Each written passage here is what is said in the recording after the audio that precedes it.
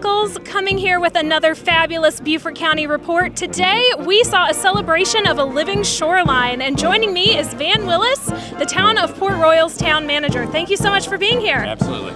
Is there anything you'd like to share with us about what we saw today and what this event was commemorating? Well, it's kind of an exciting partnership between the town, obviously the Marine Corps, the federal government, and a nonprofit agency, kind of addressing an ongoing and an issue that's of utmost important to us, which is kind of maintaining our shoreline. Obviously, with the things that are occurring naturally, we need to be very proactive, and this is a great example of what we should be doing.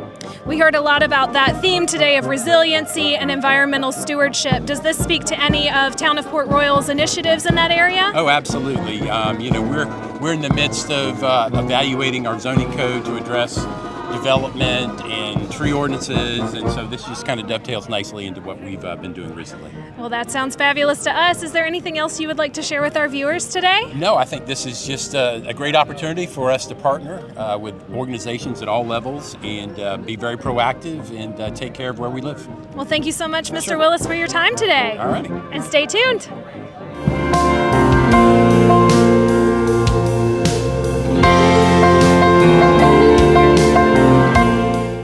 And welcome back to the Beaufort County Report. Joining me now is Deborah Loomis, who is the Senior Climate Change Advisor for the Secretary of the Navy. Thank you so much for being here. You're welcome. I am so thrilled to be here. I would not have missed this. Well, we heard a lot today about resiliency and environmental stewardship. Is there anything you would like to share with our viewers on that? Yeah, we have a saying in the Department of the Navy that climate readiness is mission readiness. First and foremost for us, this is about protecting our infrastructure, protecting our facilities, protecting the Marines that are here to train and then go on to fight other places. And we're here to work with our defense communities as well, which is the town of Port Royal, and all the surrounding communities around here are so important. So for us, this is about working together and building that resilience for our mission. Well, we really appreciate that reminder, especially as another hurricane barrels towards the coast of Florida as we speak, and this event even had to be rescheduled due to Tropical Storm Debbie. Is there any environmental takeaway that you would like to give us today? Yeah, I think it's part environmental takeaway, but mainly it's about people and it's about action. We know what to do. We can always get better. We know what the climate solutions are. This is one of them: living shorelines, oyster reefs. It's pretty basic. It's working with nature, but what makes it happen is people coming together. And so for those who want to do something on climate change, there is a lot of room for volunteer participation here, and it really takes everyone. Thank you so much to the state of South Carolina for their leadership and just the incredible teamwork that we have with our base and with our Marine Corps and our Department of the Navy. We have a fantastic community here, and it's really wonderful to see all of these partners come together for this amazing project. So we thank you so much for your insights. Yeah, it's really incredible. Thank you all. And we'll be back.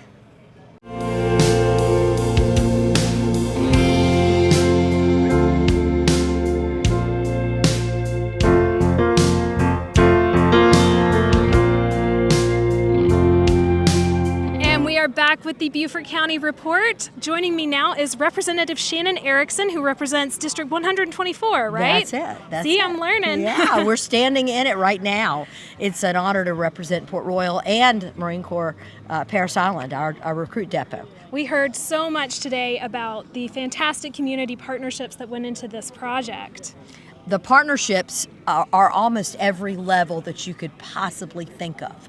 From the regular citizen just wanting to get out, volunteer, help make those artificial reefs out there, and the folks that we can bring together to twist some wire and throw some oysters in, all the way to the top of the Marine Corps brass.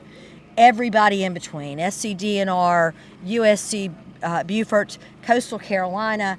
You had academia, you had military presence, you have scientists from the best and the brightest. Everybody's talking about how important our environment is, and more importantly, how important it is for us to take care of it. Mm-hmm. And that's a huge issue right now, especially as we are dealing in hurricane season. So is there anything you'd like to share about the Beaufort area and what helps make this so special? There are so many projects with water quality and sustainability. This one has it all. This is like the mother lode of every single test case you want to throw at how can we get data, how can we watch what happens. We have sensors telling us real time.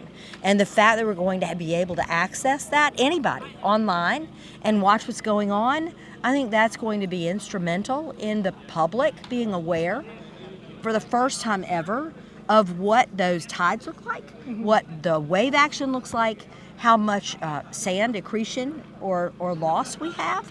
It's going to change the way we look at science in our everyday life. Water quality stations in Beaufort County, people are used to. DNR has had those all over the place. Our colleges have them all over the place. This is taking it to an absolutely new level by attaching those sensors all around Parris Island. So in a multitude of environments. And this helps contribute to our environment's resiliency, right? Absolutely. When we know what's shifting when and what causes it, then we can figure out what we need to be ready with and how many more areas we need to either shore up or loosen up. It goes both ways. The sand is going to move and shift, and we need to actually help Mother Nature and not work against her. That sounds good to me, and it was a wonderful event today with an amazing turnout. It was fabulous. The entire platform was filled. We had the Marine Corps band playing and singing. We had all kinds of folks from the community representing so many organizations. And that's really what makes me proud, is that this is an all hands on deck type of issue, and everybody showed up. So, hoorah for our Marine Corps and Parris Island. Thank you to the town of Port Royal. Thank you to our state agencies and our folks in our universities doing the studies. Thanks to Beaufort County for giving us the resources that they do. And I think that the people of South Carolina benefit when everybody holds hands and works together like this. That collaboration is key, and South Carolina's governor would remind us all that that's how we bring success to our area. We couldn't agree more, and we appreciate your partnership and your collaboration. Thank you so much. Have a great day.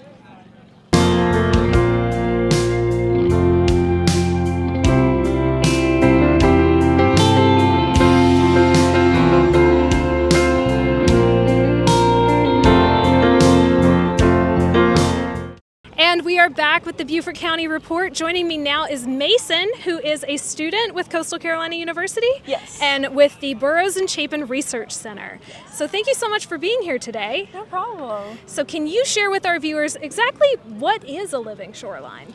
So a living shoreline is something that we put along our coastlines that are being affected by the coastal pressures.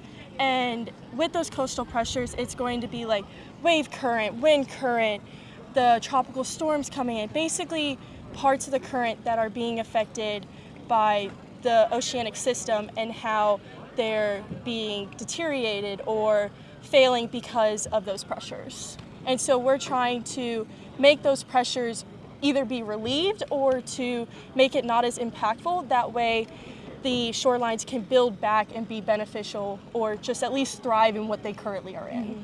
Now, do these living shorelines have any kind of monitoring equipment that go along with them?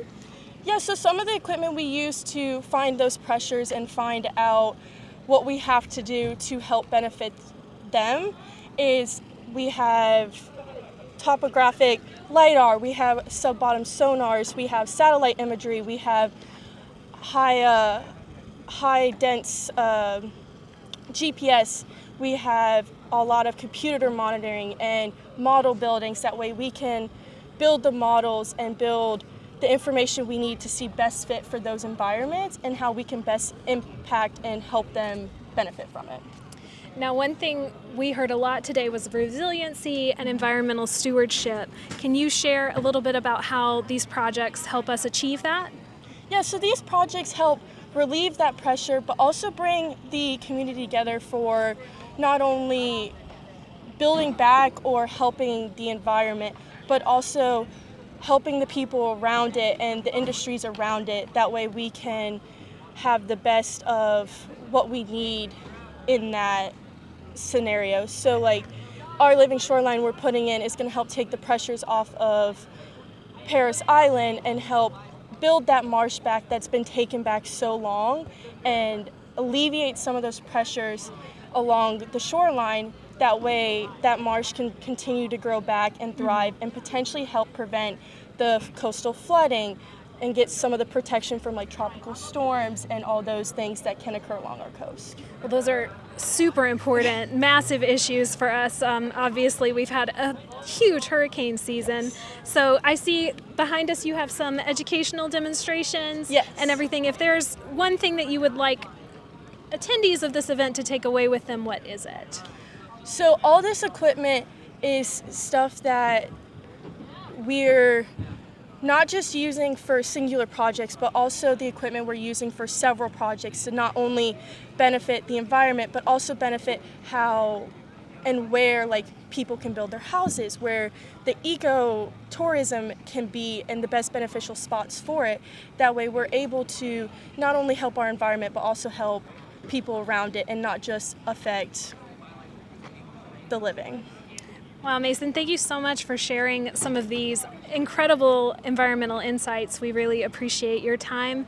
And thank you guys so much for watching. This has been the Beaufort County Report.